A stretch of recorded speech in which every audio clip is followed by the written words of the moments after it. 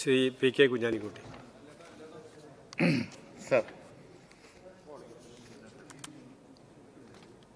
Sir ഈ ബഡ്ജറ്റിനെ എതിർക്കുകയാണ്. Sir ഇവിടെ പ്രസംഗിച്ചപ്പോൾ ഞാനത് ആദ്യം തന്നെ പരാമർശിക്കുകയാണ്. ഇവിടെ പ്രസംഗിച്ചപ്പോൾ ബഹുമാനായ നമ്മുടെ മെമ്പർ അദ്ദേഹവും പ്രാർത്ഥിച്ചു. അതേതായാലും ഒരു മാറ്റമാണ്. കുഞ്ഞമ്മദ് മാസ്റ്ററും പ്രാർത്ഥിച്ചു, നാഥ എൻ്റെ പ്രാർത്ഥന സ്വീകരിക്കണേ എന്ന് ഞാൻ വന്നപ്പോൾ പ്രാർത്ഥിക്കുന്നതാണ് കേട്ടത്. അതേതായാലും നന്നായി, കാര്യമായ മാറ്റം തന്നെയാണ്. പക്ഷേ ലീഗിന് മാറ്റമൊന്നും വന്നിട്ടില്ല. ലീഗിൻ്റെ നയം വ്യക്തമാക്കണം എന്നാണ് ബഹുമാനപ്പെട്ട മെമ്പർ കുഞ്ഞമ്മദ് മാസ്റ്റർ പറയുന്നത്. വ്യക്തമാണ്. കേരളത്തിലെ ജനങ്ങളുടെ മുമ്പിൽ അത് വളരെ തുറന്ന പുസ്തകം പോലെ കിടക്കുകയാണ്. ഞങ്ങൾ വളരെ കാലം ഭരണത്തിലിരുന്നിട്ടുണ്ട്, ഞങ്ങൾ വളരെ കാലം പ്രതിപക്ഷത്തിരുന്നിട്ടുണ്ട്. പക്ഷേ ഒരു കാലത്തും വിഭാഗീയതയൊന്നും ഞങ്ങളുടെ പേരിൽ ആരോപിക്കാൻ ഒരിടവും കേരളത്തിലുണ്ടായിട്ടില്ല, എന്നവരെ നടന്നിട്ടുമില്ല. പക്ഷേ ഇപ്പോൾ അങ്ങ് പ്രാർത്ഥിച്ചു, നന്നായി. പ്രാർത്ഥിച്ചാൽ മതത്തിൽ വിശ്വസിക്കുന്നു എന്ന് പറഞ്ഞാൽ മതേതരം അല്ലാതാവില്ല, മതനിരപേക്ഷതയാണ്. അപ്പോൾ മതവിശ്വാസികളൊക്കെ വിഭാഗീയ ചിന്താഗതിക്കാരും ആണ് എന്ന പഴയ ചിന്താഗതി മാറ്റേണ്ടത് നിങ്ങളാണ്. അത് സംബന്ധിച്ച് എനിക്ക് പറയാനുള്ളത്.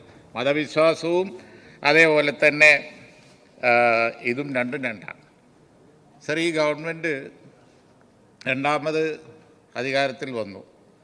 ശ്രീ ജലാൽ പ്രസംഗിച്ചപ്പോൾ പറഞ്ഞു, കേരളത്തിൻ്റെ പ്രശ്നങ്ങൾക്കൊക്കെ ഞങ്ങൾ ഒരു വാക്സിനാണ്. ഒരു കാര്യമായ സൂക്കടെന്തോ ഉണ്ട് എന്നുള്ളത് ശ്രീ ജലാൽ സമ്മതിക്കുന്നു. നിങ്ങൾക്കൊരു വാക്സിൻ ആവശ്യമാണ്, ഒരു വാക്സിൻ ആവശ്യമാണ്. കാരണം കാര്യമായ സോക്കട് നയപാളിച്ചകളുണ്ട്. നയപാളിച്ചകൾ ഒരുപാട് ഈ ഗവൺമെൻറ്റിനുണ്ട്. അപ്പോൾ ഒരു വാക്സിൻ ആവശ്യമാണ്. ആ വാക്സിൻ ഇപ്പോൾ ഒരുപാട് പ്രശ്നങ്ങൾ ഇത് കാണുന്നുണ്ട്. ഇപ്പോൾ ഞാൻ ആദ്യം തന്നെ അതും പറയാണ്. ഇപ്പോൾ വഖഫ് നിയമം പാസ്സാക്കി. എന്തിനാ പാസ്സാക്കിയത്? സത്യത്തിൽ നമ്മളെന്തിനാണോ ഈ നിയമം പാസ്സാക്കിയത് നമുക്ക് തന്നെ അറിയില്ലല്ലോ എന്ന ഒരു നിലക്കാണ് ഇപ്പോൾ ഇടതുമുന്നണിയും ഭരണമുന്നണിയും നിൽക്കുന്നത്. വല്ല കാര്യമുണ്ടായിരുന്നോ? ഒരു കാര്യമില്ല സാർ. ഇവിടെ എത്രയോ അതുമാതിരിയുള്ള സ്വയംഭരണ കോർപ്പറേഷനുകളുണ്ട്, ഇതുപോലെയുള്ള സമിതികളുണ്ട്, വിവിധ മതവിഭാഗങ്ങൾ. അത് ഗവൺമെൻറ് പൈസ കൊടുത്തുണ്ടാക്കുന്നതല്ല. അതുപോലെ തന്നെ സർക്കാരിൻ്റെ യാതൊരു സഹായവും ഇല്ല, ഒന്നുമില്ലാതെ സ്വയംഭരണമായിട്ട് വിശ്വാസികൾ പണം കൊടുത്ത് നടത്തുന്ന ഒരു സംഗതിയാണ്. അതിൽ പോയി കയറി അതിൻ്റെ റിക്രൂട്ട്മെൻ്റ് എടുത്ത് PSCക്ക് വിട്ട് ഒരു പ്രശ്നം ഉണ്ടാക്കണം. ആ തെറ്റ് മനസ്സിലാക്കിയാൽ ഇത് വേണ്ടാത്ത ഒരു സംഗതിയാണ് എന്ന് മനസ്സിലാക്കിയാൽ പിന്നെ അത് തിരുത്തല്ലേ വേണ്ടത്. അത് മാന്യമായി ഞങ്ങൾ തിരുത്തും. കാരണം അത് ബഹുമാനപ്പെട്ട മുഖ്യമന്ത്രി ഒരു ഘട്ടത്തിൽ പറഞ്ഞു. കാരണം ഞങ്ങൾ വാണിച്ചിട്ട് കൊടുത്തതല്ല, എല്ലാവരും കൂടി പറഞ്ഞപ്പോൾ ഞങ്ങൾക്ക് നിർബന്ധം ഉണ്ടായിരുന്നില്ല എന്ന് ബഹുമാനപ്പെട്ട മുഖ്യമന്ത്രി ഒരു ഘട്ടത്തിൽ പറഞ്ഞു. എന്നാൽ പിന്നെ അത് തിരുത്തല്ലേ വേണ്ടത്. ബഹുമാനപ്പെട്ട മന്ത്രി വഖഫ് മന്ത്രി ഇന്നലെ പറഞ്ഞത് ഞങ്ങൾ ശക്തിയായിട്ട് നടപ്പിലാക്കും എന്നല്ലേ, ശക്തിയായിട്ട്. അപ്പോൾ ആര് പറയുന്നതാ സർ ശരി? ബഹുമാനപ്പെട്ട മുഖ്യമന്ത്രി നേരത്തെ കേരളത്തിന് കൊടുത്ത ഒരു ഇംപ്രഷൻ എന്ന് പറയുന്നത് ഞങ്ങൾ അങ്ങനെ ബോധപൂർവം കൊണ്ടുവന്നതൊന്നും അല്ല, അതങ്ങനെ വന്നതാണ്. വഖഫോട് പറഞ്ഞിട്ടാണ്, മറ്റതാണ് പലതും പറഞ്ഞ് കാരണങ്ങൾ പറഞ്ഞ് ഞങ്ങൾക്ക് അതിൽ നിർബന്ധമില്ല, ഇപ്പം മരവിപ്പിച്ചിരിക്കുകയാണ്. ഇനി ഈ നിയമം ഞങ്ങൾ നിർബന്ധമായിട്ട് നടപ്പിലാക്കുന്ന പ്രശ്നമില്ല എന്ന് പറഞ്ഞ് ഇതെന്ത് ചെയ്യണം എന്ന് ആലോചിക്കുമെന്ന് മരവിപ്പിച്ച് നിർത്തിയെന്ന് പറഞ്ഞു കൊടുത്താണ് ഇന്നലെ ബഹുമാനായ വഖഫ് മന്ത്രി പറയുന്നത് ശക്തിയായത്. അപ്പോൾ ആര് പറയുന്നത് ശരി? ബഹുമാനപ്പെട്ട വഖഫ് മന്ത്രി പറയുന്നതോ അതോ ബഹുമാനപ്പെട്ട മുഖ്യമന്ത്രി നേരത്തെ കേരളത്തിന് കൊടുത്ത ഇംപ്രഷനോ? ഇന്നെങ്കിലും മറുപടിയിൽ അത് വ്യക്തമാക്കണം. എനിക്ക് 2 മിനിറ്റ് തരേണ്ടി വരും, അത്രേ ഉള്ളൂ. അല്ല, കേൾക്കാം.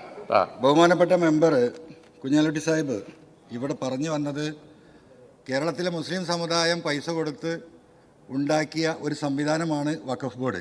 അതിലെന്തിനാണ് ഗവൺമെൻറ് ഇടപെടുന്നതെന്നാണ് ആദ്യമായിട്ട് അദ്ദേഹം ഉന്നയിച്ചത്. കേന്ദ്ര ഗവൺമെൻറ്റിലേക്ക് ഇഷ്ടം പോലെ ഗ്രാൻറ്റും സഹായങ്ങളും ഒക്കെ കിട്ടിക്കൊണ്ട് തന്നെയാണ് പോകുന്നത്. ഭൂരിപക്ഷ വിഹിതം ഒരു പക്ഷേ മുസ്ലിം സമുദായത്തിലെ പഴമക്കാർ നൽകിയതാണ്, അതിലൊന്നും തർക്കമില്ല. അപ്പോൾ ഇതൊരു ഏകപക്ഷീയമായിട്ടുള്ള മുസ്ലിം സമുദായത്തിൻ്റെ മാത്രം ഒരു സംവിധാനമാണ് എന്ന നിലക്കാണ് ഒന്ന് സൂചിപ്പിച്ചത്. അതൊരു തെറ്റിദ്ധരിപ്പിക്കലാണ്. സർ, ഒറ്റ മിനിറ്റും കൂടി. രണ്ടാമത് ബഹുമാനപ്പെട്ട മുഖ്യമന്ത്രി വേണമെങ്കിൽ അദ്ദേഹത്തിന്റെ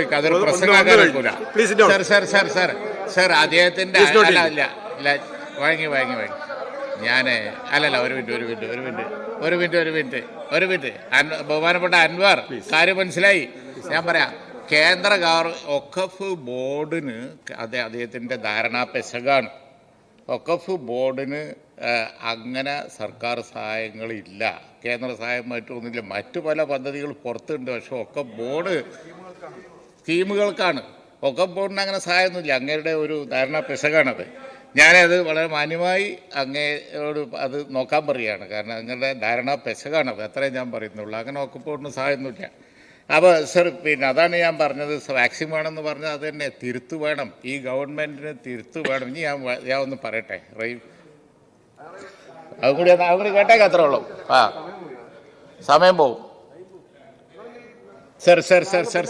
സർ ഇങ്ങനെ റഫ് ചെയ്ത് പറയാനൊന്നും എനിക്ക് സമയം കിട്ടില്ല. സർ, ഞാൻ എൻ്റെ വഴങ്ങൽ പിൻവലിക്കുകയാണ്. അങ്ങോട്ട് റെസ്പെക്ട് ഉണ്ട്, പക്ഷേ നിർവാഹമില്ല. സർ, അപ്പോൾ എന്താണെന്ന് വെച്ച് കഴിഞ്ഞാൽ രണ്ടാമത്തെ കാര്യം എന്ന് പറയുന്നത്, ഈ ഗവൺമെൻറ്റിന് ആവശ്യമില്ലാത്ത ചില വഴിക്ക് പോകുന്നുണ്ട്. സർ, ആവശ്യമുള്ളത് ഒട്ട് ചെയ്യുന്നുമില്ല. അതാണ് ഞാൻ പറഞ്ഞത്. സർ, ഇവിടെ ഇപ്പോൾ ഗവൺമെൻറ് ഭൂരിപക്ഷ ന്യൂനപക്ഷ വർഗീയതയെ പ്രോത്സാഹിപ്പിച്ചുകൊണ്ടാണ് കേന്ദ്ര ഗവൺമെൻറ് തുടരുന്നത്, നമുക്കൊക്കെ അറിയാം. സർ, സംസ്ഥാനത്ത് ആ പണി നിങ്ങളെടുക്കാൻ പാടില്ല.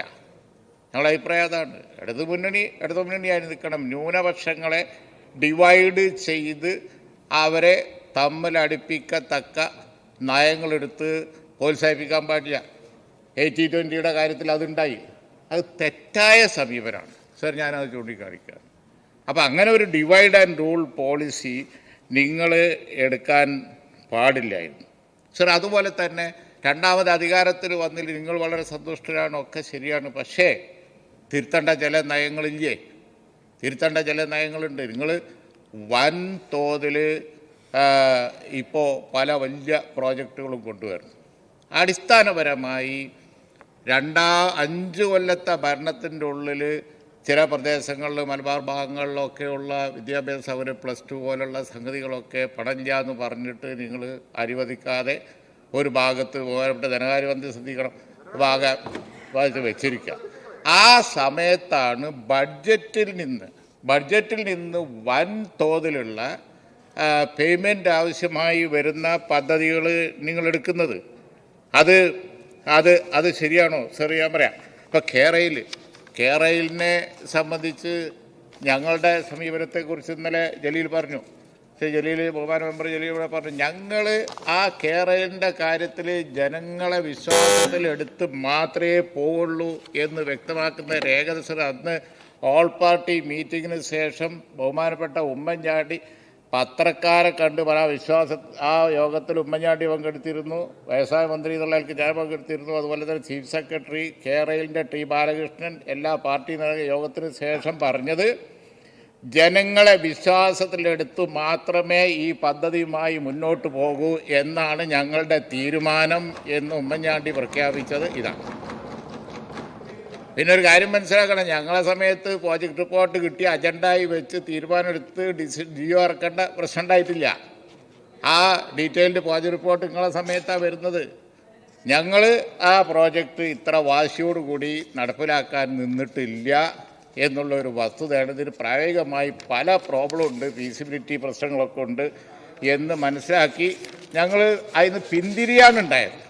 ഞങ്ങൾ 50 കോടി ഉറുപ്പിക ചെലുത്തും, ഞാൻ ചോദ്യത്തിന് ഉത്തരമായി എന്നൊക്കെ ഇവിടെ പറഞ്ഞതൊക്കെ അതൊക്കെ പാസ്സാക്കിയ ഫണ്ട്, അതിൻ്റെ ഫീസിബിലിറ്റി സ്റ്റഡിക്ക് വേണ്ടി പാസ്സാക്കിയ ഫണ്ടാണ്. ആ ഫീസിബിലിറ്റി സ്റ്റഡിക്ക് പാസ്സാക്കിയതിൻ്റെ കണക്കും അതിന് മന്ത്രി പറഞ്ഞ മറുപടിയാണ് അങ്ങ് പറഞ്ഞത്. സർ, ഞാൻ അടിസ്ഥാനപരമായി ബഹുമാനപ്പെട്ട ധനകാര്യമന്ത്രിയോട് ഒരു കാര്യം ചൂണ്ടിക്കാണിക്കാൻ, ഈ ഗവൺമെൻറ് പോകുന്ന റൂട്ട് ശരിയല്ല. ഇത്ര പോകുന്നൊരു ബഡ്ജറ്റും ഒത്തിരി വലുപ്പമുള്ള ബഡ്ജറ്റിന് പുറത്തുള്ള ഒരു ചെലവ് കേരളയിലും അതുപോലെ തന്നെ നമ്മളെ കിഫ്ബിയും ഒക്കെയായി അങ്ങ് കേരളത്തിന് ഉണ്ടാക്കിക്കൊണ്ടിരിക്കുന്നത് വമ്പൻ കടാണ്.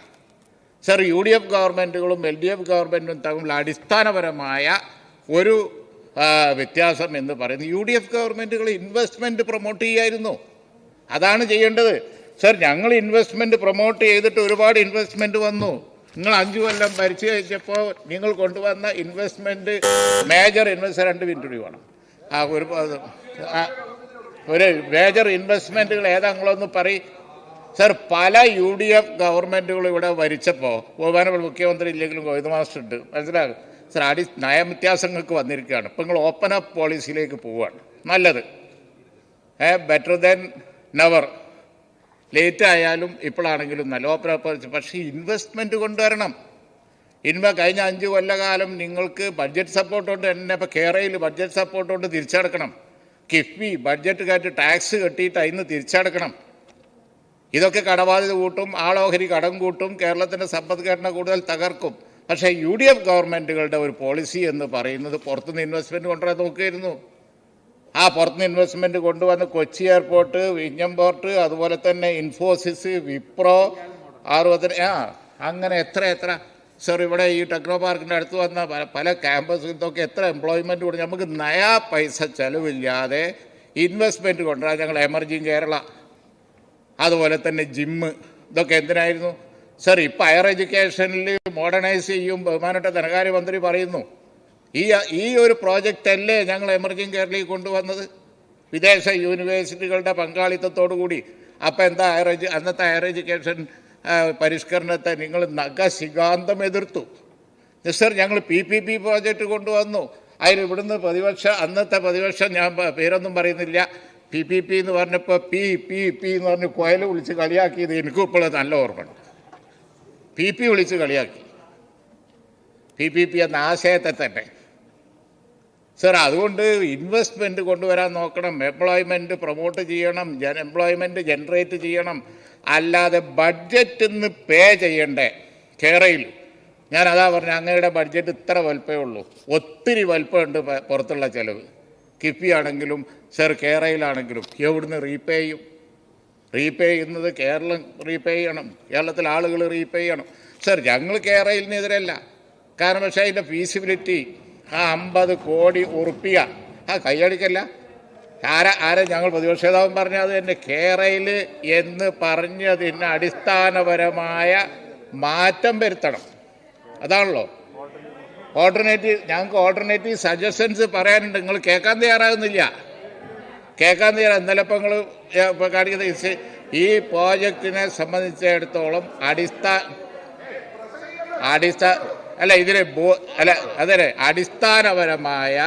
അടിസ്ഥാനപരമായ മിസ്റ്റേക്ക് കേരളയിൽ പ്രോജക്റ്റിനെ സംബന്ധിച്ചിടത്തോളം ഉണ്ട്. അതുകൊണ്ട് തന്നെ അത് ഫീസിബിൾ അല്ല. അതിൽ ആളുണ്ടാവില്ല. നിങ്ങൾ കാണുന്നില്ലേ മെട്രോ? ഇവിടെ സർ, ബഹുമാനപ്പെട്ട ഉമ്മൻചാണ്ടി മുഖ്യമന്ത്രിയായിരുന്ന കാലത്ത് പിന്നെ ഞങ്ങൾ ഡെമോക്രാറ്റിക്കായിട്ട് ഡിസ്കസ് ചെയ്ത ഒരു പ്രോജക്റ്റ് ഉണ്ട്, എയർ കേരള. ആ കൂട്ടത്തിൽ എയർ കേരള എങ്ങാനും പ്രവാസികളുടെ സഹായത്തോടു കൂടി എയർ കേരള എങ്ങാനും കൊണ്ടുവന്നിരുന്നെങ്കിൽ അതിപ്പോൾ ഗ്രൗണ്ട് ചെയ്തിട്ടുണ്ടാവും എന്ന് പറഞ്ഞതുപോലെ നമ്മുടെ കൊച്ചി മെട്രോ ഓടുന്നു കാണുന്നില്ലേ? ആളില്ലാതെ അങ്ങനെ റൗണ്ട് ചെയ്തുകൊണ്ടിരിക്കുകയാണ്. എത്ര കാലം എന്നുള്ള ചോദ്യം അതിൻ്റെ മുമ്പിലുണ്ട്. അതേപോലെ ഈ പ്രോജക്റ്റ് ഫീസിബിൾ അല്ല. കേരളയിൽ ഫീസിബിൾ അല്ലാത്തൊരു പ്രോജക്റ്റിന് പിന്നെ സർ ഓപ്പൺ അപ്പ് ചെയ്യുന്നത് നല്ലതാണ്. അതുപോലെ തന്നെ പോളിസി മാറ്റുന്നത് CPM പോളിസി മാറ്റുന്നത് നല്ലതാണ്. ചൈന പോയ വഴിക്ക് പോവാം. അതുപോലെ തന്നെ ഇൻവെസ്റ്റ്മെൻറ്റ് കൊണ്ടുവരാം. ഹയർ എഡ്യൂക്കേഷൻ പരിഷ്കരണം ഞങ്ങൾ സ്വാശ്രയ സ്ഥാപനങ്ങൾ വലിയ ഇൻവെസ്റ്റ്മെൻറ്റ് ഞങ്ങൾ കൊണ്ടുവന്നതാണ്. അന്ന് നിങ്ങൾ അതിനെ കല്ലേറും എതിർപ്പും ഒക്കെ ആക്കി. പക്ഷേ ആ കല്ലേറിനിടയിൽ കൂടിയും ഹയർ എഡ്യൂക്കേഷൻ രംഗത്ത് സ്വാശ്രയ സ്ഥാപനങ്ങൾ വന്നില്ലായിരുന്നുവെങ്കിൽ ഇന്ന് കേരളത്തിൻ്റെ സ്ഥിതി എന്താകുമായിരുന്നു? ആ പരിഷ്കരണം ഞങ്ങൾ കൊണ്ടുവന്നതാണ്. അതുപോലെ മാറ്റങ്ങൾ വരുത്താം. പക്ഷേ ആ മാറ്റങ്ങൾ വരുത്തുമ്പോൾ കേരളത്തിൻ്റെ കോർ കോമ്പിറ്റൻസ് ഉണ്ട്. കോർ കോമ്പിറ്റൻസ് ഉണ്ട്. ഗ്രീനറി, പ്രകൃതി, അത് തകർക്കരുത്. സർ, അതാണ് സർ ഏറ്റവും ലേറ്റസ്റ്റ് ആയിട്ടുള്ള ഡെവലപ്മെൻറ്റ് കൺസെപ്റ്റ്. കേരളയിൽ അതിനെതിരാണ്. അതുകൊണ്ടാണ് ഞങ്ങൾ എതിർക്കുന്നത്. അപ്പം കേരളത്തിൻ്റെ ഗ്രീനറിയും അതുപോലെ തന്നെ പ്രകൃതി എൻവയോൺമെൻറ്റും തകർത്തുകൊണ്ട് ഇവിടെ എന്ത് ടൂറിസം, പിന്നെ എന്ത് കാണാനാണ് ആളുകൾ ഇങ്ങോട്ട് വരുന്നത്? തകർന്ന തരിപ്പണമായ ഊഷര ഭൂമി കാണാൻ ആളുകൾ കേരളത്തിലേക്ക് വരുമോ? അപ്പോൾ സർ, നിങ്ങൾ ഈ പുത്തനച്ചി പുരപ്പുറം തൂക്കെന്ന് പറഞ്ഞാൽ അവസാനം ഓപ്പൺ അപ്പ് ചെയ്യാനും ഇൻവെസ്റ്റ് കൊണ്ടുവരാനും തീരുമാനിച്ചു കഴിഞ്ഞപ്പോൾ സകലം തകർക്കണ രീതിയിൽ പോയാൽ അതിനെ ഞങ്ങൾക്ക് പിന്തുണക്കാൻ കഴിയില്ല. അതാണ് ഇതിന് തമ്മിലുള്ള വ്യത്യാസം.